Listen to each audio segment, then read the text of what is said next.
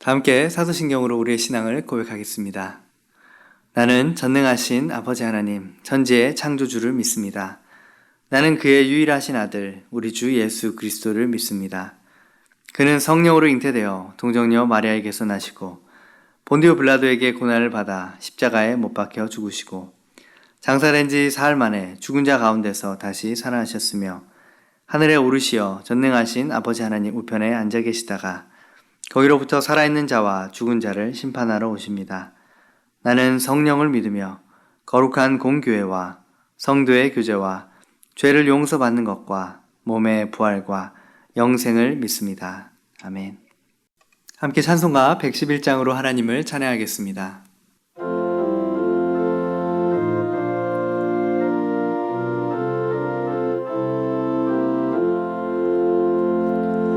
귀중한 법의 합을 주 앞에 드리고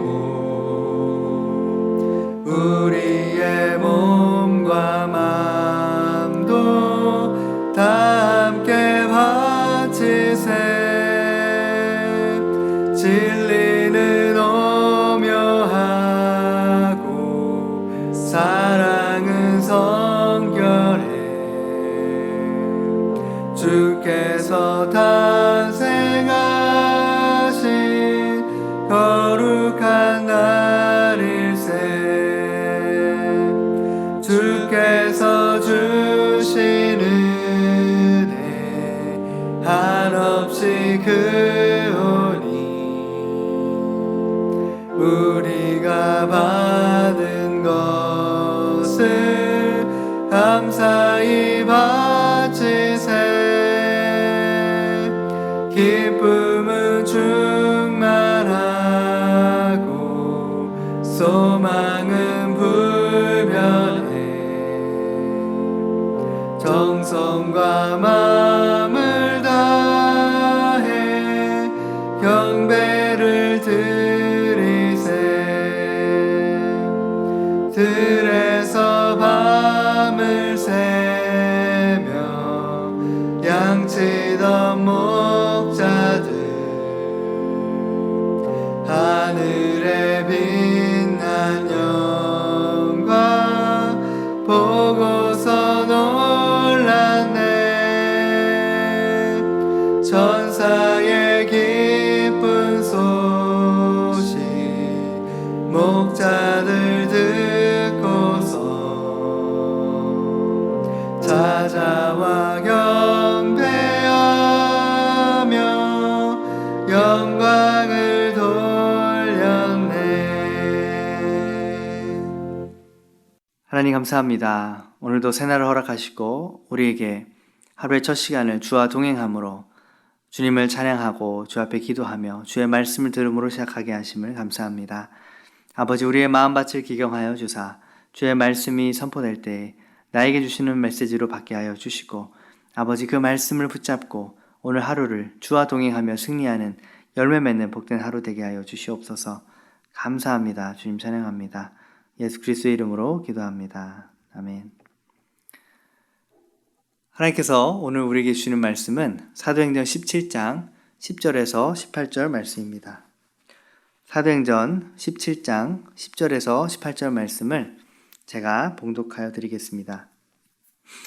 밤에 형제들이 곧 바울과 실라를 베레아로 보내니 그들을 이르러 유대인의 회당에 들어가니라. 베레아에 있는 사람들은 데살로니가에 있는 사람보다 더 너그러워서 간절한 마음으로 말씀을 받고 이것이 그러한가 하여 날마다 성경을 상고하므로 그 중에 믿는 사람이 많고 또 헬라의 귀부인과 남자가 적지 아니하나 데살로니가에 있는 유대인들은 바울이 하나님의 말씀을 베레아에서도 전하는 줄 알고 거기도 가서 무리를 움직여 소동하게 하거늘 형제들이 곧 바울을 내보내어 바다까지 가게 하되 실라와 디모데는 아직 거기 머물더라. 바울을 인도하는 사람들이 그를 데리고 아덴까지 이르러 그에게서 실라와 디모데를 자기에게로 속히 오게 하라는 명령을 받고 떠나니라. 바울이 아덴에서 그들을 기다리다가 그 성에 우상이 가득한 곳을 보고 마음에 격분하여 회당에서는 유대인과 경건한 사람들과 또 장터에서는 날마다 만나는 사람들과 변론하니 어떤 에피크로스와 스토아 철학자들도 바울과 쟁론할세 어떤 사람은 이르되 이 말쟁이가 무슨 말을 하고자 하느냐 하고 어떤 사람은 이르되 이방 신들을 전하는 사람인가 보다 하니 이는 바울이 예수와 부활을 전하기 때문이로라. 아멘.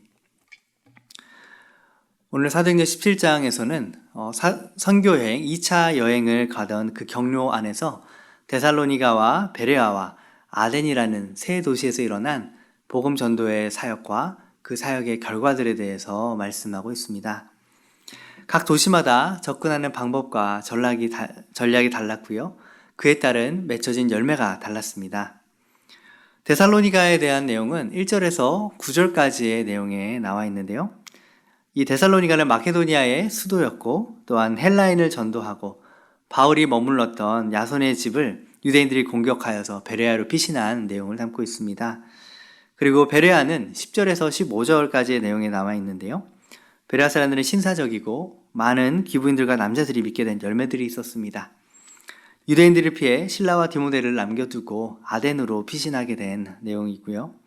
아덴에서의 내용은 16절에서 34절까지 내용으로 매일 아고라라는 광장에서 이 에피크로스 학파와 또 스토아 학파의 철학자들과 토론하였던 그러한 내용들을 담고 있습니다. 아레오바고에서 복음을 제시하긴 하였지만 큰 반응을 얻지 못하였고 철학적 논쟁의 한계를 부딪힌 그러한 사건을 담고 있습니다. 먼저 첫 번째, 데살로니가에서의 전도의 내용을 함께 살펴보겠습니다. 여기서의 주제는 무엇을 전해야 하는가입니다. 무엇을 전해야 하는가? 바로 복음의 핵심인 예수 그리스도의 십자가와 부활을 전해야 합니다. 바울은 빌립보에서 약 160km 정도 떨어진 데살로니가로 디모데와 실라를 데리고 떠났습니다.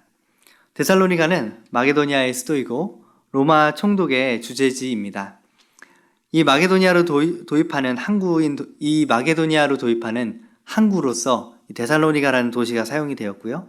동양과 서양을 연결해주는 다리와 같은 역할을 하는 굉장히 중요한 항구 도시였습니다. 그리고 여기는 군사적으로도 요충지였고요. 각종 문화가 발달된 쾌락의 도시였습니다. 데살로니가는 마게도니아와 아가야 지방의 중요한 도시였는데요. 바울은 정거장식 전도 방법을 통해서 중요한 거점과 도시들을 짚어가면서 짧게 복음을 전하고 사람들을 세우면서 이동하는 방식으로 선교 사역을 감당을 했습니다. 그래서 영향력 있는 도시들을 중심으로 사역했음을 볼 수 있는데요. 바울은 데살로니가에서 약 3주 정도를 머물면서 그곳에서 사역을 했습니다. 그 내용은 그리스도가 고난을 받고 죽고 죽은 자들 가운데서 다시 살아났다라고 하는 십자가와 부활의 메시지를 중심으로 전했습니다.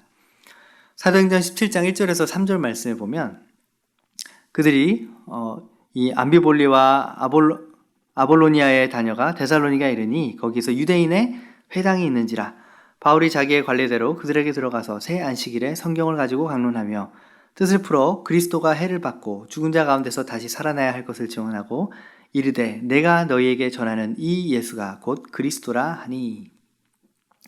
바울은 가는 곳마다 회당을 중심으로 접촉점을 삼아 유대인들에게 복음을 증거했습니다. 먼저 그들에게 구약 성경을 가지고 예수께서 바로 이 그리스도, 이 메시아다라는 것과 예수님께서 죽은 자 가운데서 다시 살아나리라 하셨던 이 메시아에 대한 예언을 성취하러 오신 분이시다라는 것을 증거한 것입니다.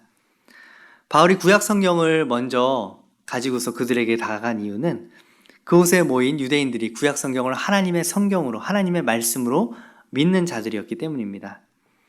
바울의 설교는 간단 명료하였고요. 큰 성공을 거두어서 그곳에서 경건한 헬라인들의 무리와 적지 않은 귀부인들이 바울과 실라를 따랐다라고 그렇게 기록되어 있습니다.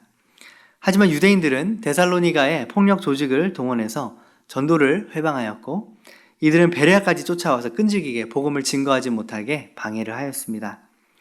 그들은 그리스도인이 된 야손의 집에 머무르고 있던 바울과 그 일행을 찾으러 왔다가 그들을 잡지 못하게 되자 대신 야손과 다른 그리스도인들을 거짓으로 고발을 했습니다. 그들이 예수라고 하는 다른 왕이 있다라고 그를 섬긴다라고 말하면서 이들은 황제의 명령을 거스르는 자들이다라고 고발을 한 것이죠. 하지만 근거가 불충분했기 때문에 야손과 그 형제들은 보석금을 내고 풀려날 수 있었습니다. 바울의 강론은 두 가지의 논증으로 진행이 됐는데요. 성경에 따르면 그리스도가 해를 받고 죽은 자 가운데서 다시 살아날 것이다 라고 구약에 기록되어 있다. 그리고 나사렛 예수가 바로 그 고난을 받아 해를 당하시고 죽은 자 가운데서 부활하신 그리스도 메시아이시다 라는 것입니다. 데살로니가는 많은 어려움 속에서도 복음을 증거한 결과 믿음과 사랑과 소망의 열매들이 맺힌 아름다운 교회였음을 우리는 서신서를 통해서 알 수가 있는데요. 데살로니가전서 1장 3절에 보면 너희의 믿음의 역사와 사랑의 수고와 우리 주 예수 그리스도에 대한 소망의 인내를 우리 하나님 아버지 앞에서 끊임없이 기억함이니, 믿음과 사랑과 소망이 가득한 교회였음을 알 수가 있습니다.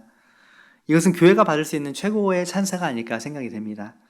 또 데살로니가전서 1장 6절에 보면 또 너희는 많은 환난 가운데서 성령의 기쁨으로 말씀을 받아 우리와 주를 본받는 자가 되었으니, 데살로니가 교회는 이런 핍박과 어려운 일들을 겪으면서도 예수 그리스도를 끝까지 신뢰하여서 그 고난을 견디어낸 교회라고 그렇게 인정을 받았습니다.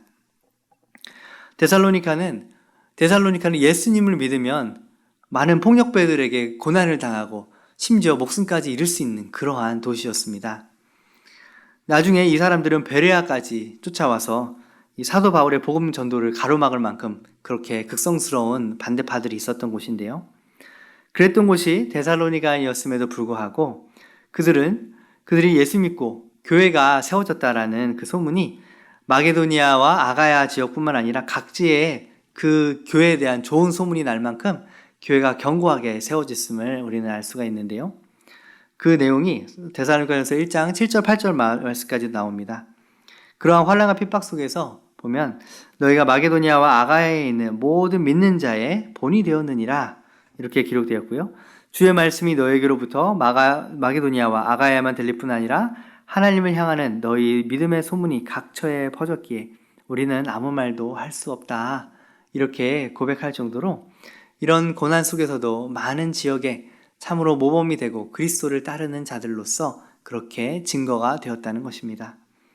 데살로니가 교회에 대한 아름다운 소문이 얼마나 널리 퍼졌는지 사도 바울이 가는 곳마다 나는 이 교회에 대해서 더 말을 할 필요가 없는 너무나 훌륭한 교회, 아름다운 교회다 칭찬하였다는 것이죠.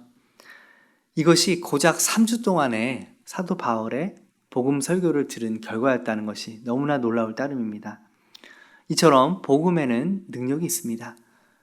예수 그리스도는 우리를 변화시키시는 능력의 하나님이시고 또한 예수님의 십자가와 부활의 복음이 온전히 믿어진 자들은 고난과 핍박과 박해 속에서도 끝까지 믿음을 잃지 아니하고 교회를 견고히 세워나갈 수 있는 그러한 주님의 힘을 얻게 된다는 것을 오늘 말씀을 통해 데살로니가 교회의 사람들의 그 증거를 통해서 우리는 알 수 있습니다. 두 번째로는 베레아에서의 전도의 내용인데요. 이 10절에서 15절에 이르는 이 내용에서는 어떠한 자세로 복음을 들어야 하는가라는 중요한 주제를 담고 있습니다.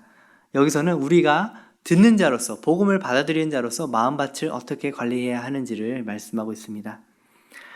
바울과 실라는 유대인들의 소동과 위협 때문에 밤에 데살로니가에서부터 나와서 베레아로 가 거기 회당에서 다시 복음을 전했습니다.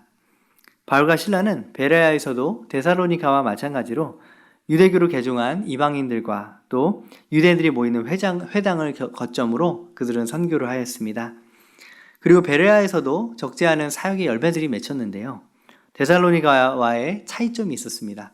그것은 바로 11절 12절에 보면 베레아에 있는 사람들은 데살로니가에 있는 사람들보다 더 너그러워서 간절한 마음으로 말씀을 받고 이것이 그러한가 하여 날마다 성경을 상고하므로 그 중에 믿는 사람이 많고 또 헬라의 귀부인과 남자가 적지 아니하나. 이 베레아의 사람들은 데살로니가의 사람들보다 더 마음이 너그럽고 간절한 마음을 가지고 말씀을 받았고 그들이 들은 메시지가 성경과 일치하는가, 정말 그러한가, 그렇게 말씀을 연구하였다. 스스로 말씀을 검증하였다. 이렇게 말씀하고 있습니다. 하나님의 은혜를 받기 원하는 자들의 마음가짐, 마음의 태도를 우리는 볼 수가 있는데요. 베레아 사람들의 마음이 너그러웠다라는 것은 닫힌 마음이 아닌 열린 마음을 가지고 적극적인 마음을 가지고 그 말씀을 들었다는 것을 알 수 있습니다. 유대인들이 메시아 대신 예수 그리스도를 당시에 발견하지 못했던 이유가 무엇입니까? 그들이 편견을 가지고 닫힌 마음으로 그 복음을 거부하였기 때문입니다. 그렇기 때문에 복음이신 예수 그리스도, 메시아이신 예수 그리스도를 깨닫는 눈이 닫혀 있었던 것이죠. 간절한 마음이라고 번역된 이 파세스 프로디미아스라는 단어, 이 원어의 의미는 사모하는 마음, 열정을 지닌 마음이라는 의미를 갖고 있습니다. 마치 스펀지가 물을 흡수하듯이, 마른 땅이 비를 사모하듯이, 사슴이 시냇물을 찾기에 갈급하듯이 그러한 사모한 마음, 간절한 마음으로 그들은 복음을 받아들였습니다. 같은 설교, 같은 말씀을 들어도요, 은혜를 받는 사람이 있는가 하면 마음 가운데 마음이 냉랭하고 말씀에 대해서 온전히 받아들이지 못하고 은혜를 경험하지 못하는 이들이 있습니다. 이것은 나의 마음의 상태가 어떠한지를 점검할 수 있는 좋은 기준이 되는데요. 물론 목회자로서 말씀을 깊이 묵상하고 또한 기도하며 하나님께서 성도님들에게 어떠한 메시지를 전달하기 원하시는가를 기도하면서 잘 준비하는 것이 가장 중요할 것입니다. 하지만 말씀을 들으시는 성도님들의 그 상황 속에서도 나는 어떠한 자세로 하나님의 말씀 앞에 서는가? 나는 단순히 지식을 얻고자 하는 마음으로 서는가? 아니면 저 말씀을 통해 내게 말씀하시는 하나님의 음성은 무엇인가를 귀 기울이는 겸손한 마음으로 주 앞에 서는가? 이것이 너무나 큰 결과의 차이를 나타내게 됩니다. 우리가 말씀을 듣는 분들의 심령에서도 열린 마음으로 주님께서 나에게 무엇을 말씀하신지를 귀 기울일 때 주님께서는 우리의 마음에 하나님의 은혜를 계시하여 주시고 새로운 깨달음들을 주시며 우리의 삶을 변화시키시고 이끌어 가시는 능력의 말씀으로 다가오게 하실 것입니다. 하나님께서는 우리가 베레아 사람들처럼 너그러운 마음, 열린 마음과 간절한 마음, 갈급한 심령으로 말씀을 듣고 말씀을 사랑하고 묵상함으로 열매 맺는 인생이 되기를 원하십니다. 마지막 세 번째로 아덴에서의 전도를 통해서 우리는 무엇을 주의해야 하는가?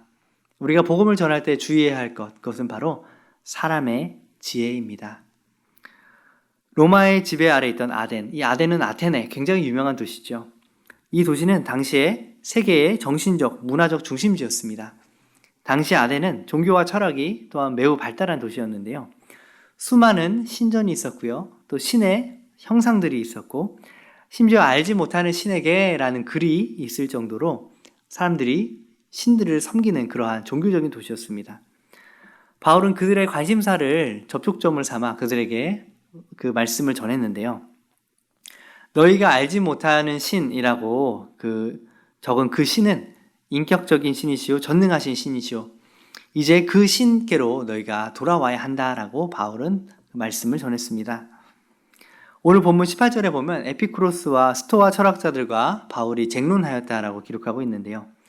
이 에피쿠로스 학파는 당시에 고통과 욕정, 공포와 죽음에서 벗어난 마음, 이 쾌락을 인생의 목표로 삼는 자들이었고요. 이들은 신의 존재를 부인하지는 않았지만 신들이 그들의 삶과 인간의 삶과는 아무런 연관성을 갖지 않는다, 이런 입장에 처한 사람들이었습니다. 스토아 학파의 철학자들은 반면 이성을 중시하였고 이성이 우주 속에 내재되어 있다라면서 범신론의 입장을 취하였습니다. 그들은 인간의 삶의 지침이 되는 어떠한 원칙들, 엄격한 금욕주의, 만민 동등주의, 형제사상, 이러한 것들을 강조하는 철학자들이었습니다.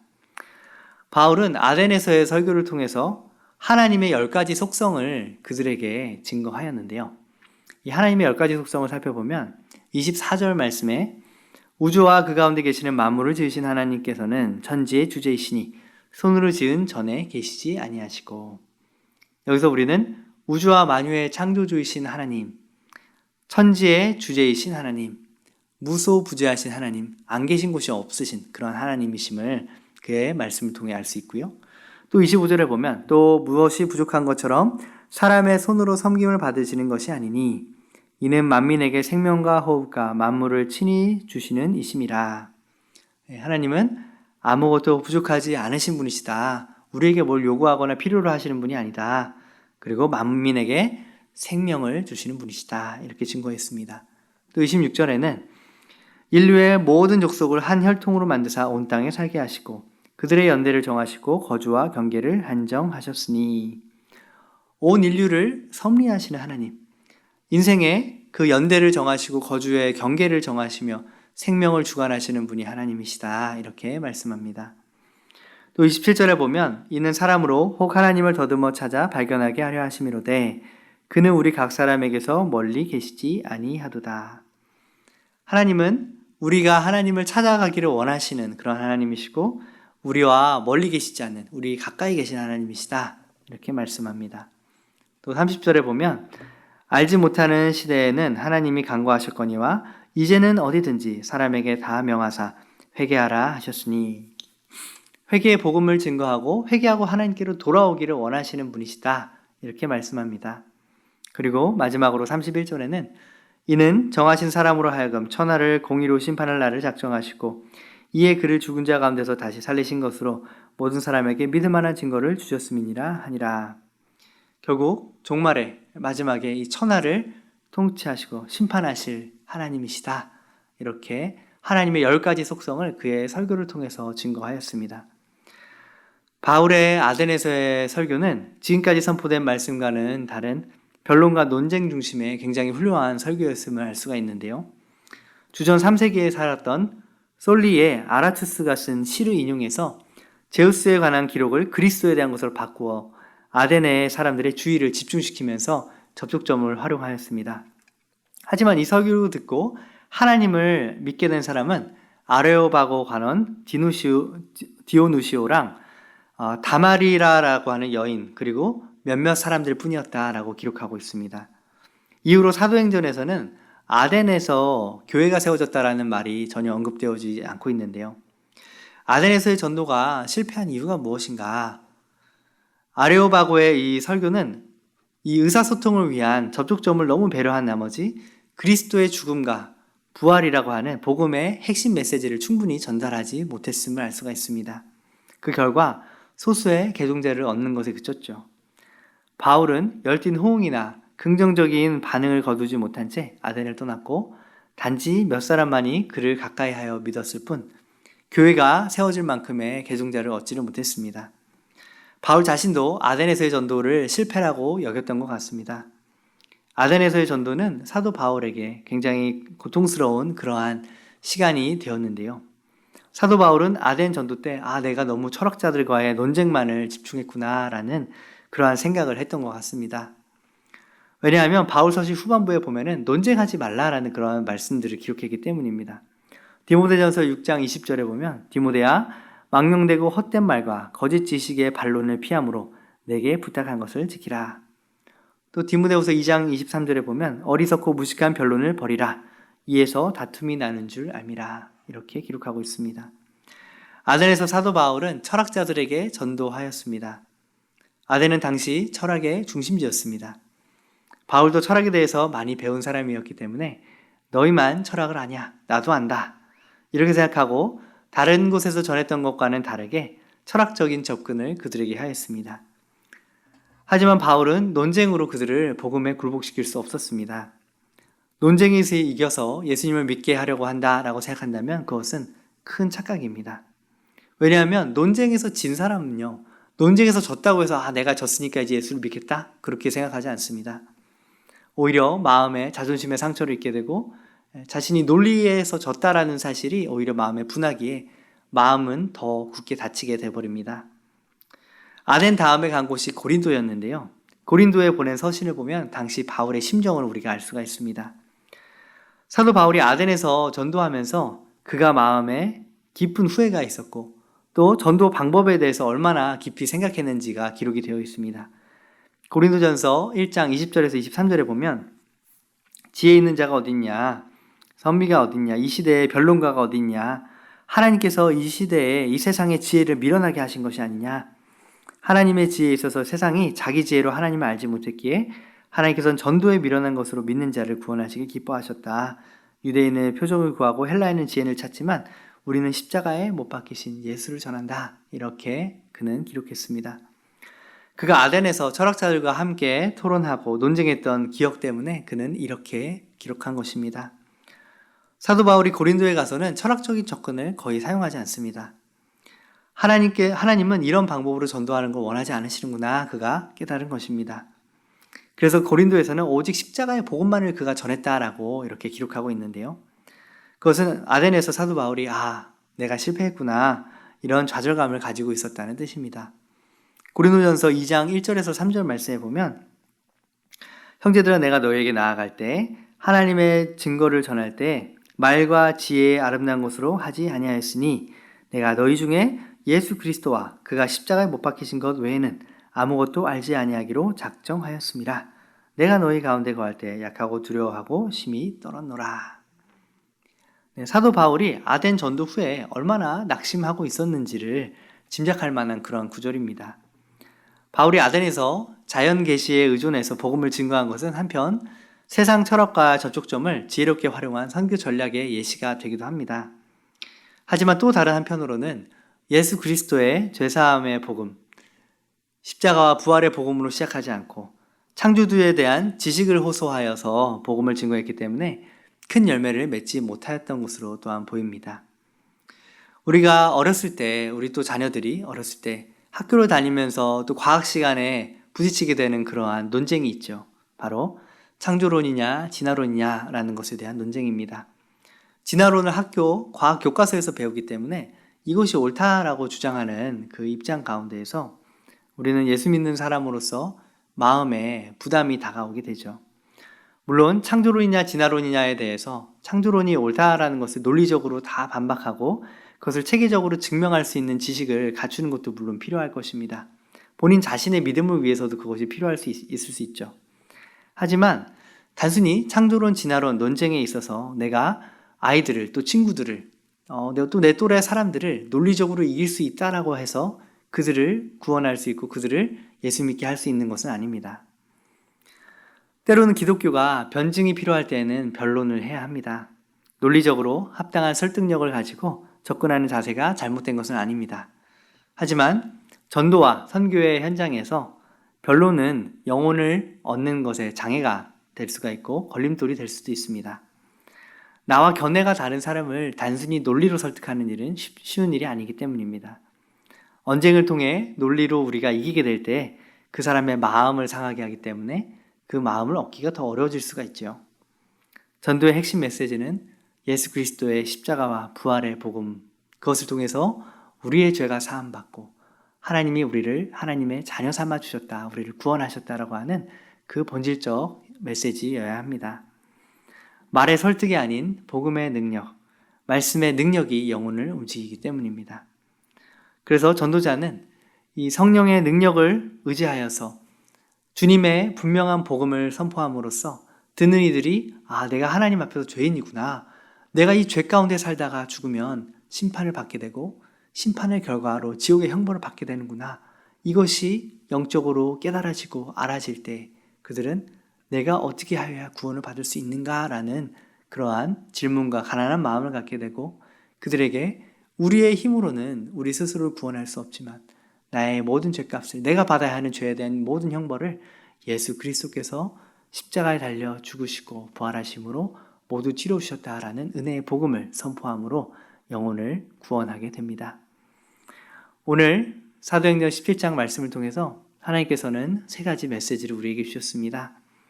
데살로니가 전도에서는 무엇을 전해야 하는가? 우리는 복음의 핵심, 예수 그리스도의 십자가 부활을 증거해야 한다. 그리고 베레아 전도에서는 우리는 어떠한 마음으로 말씀을 받아야 하는가? 부드러운 마음, 열린 마음과 적극적인 마음, 간절함으로 말씀을 받아들이는 그 자세, 오늘 하나님이 나에게 무엇을 말씀하시는가를 듣는 자세로 나아갈 때 그 말씀이 생명력 있는 말씀으로 나를 변화시킬 수 있습니다.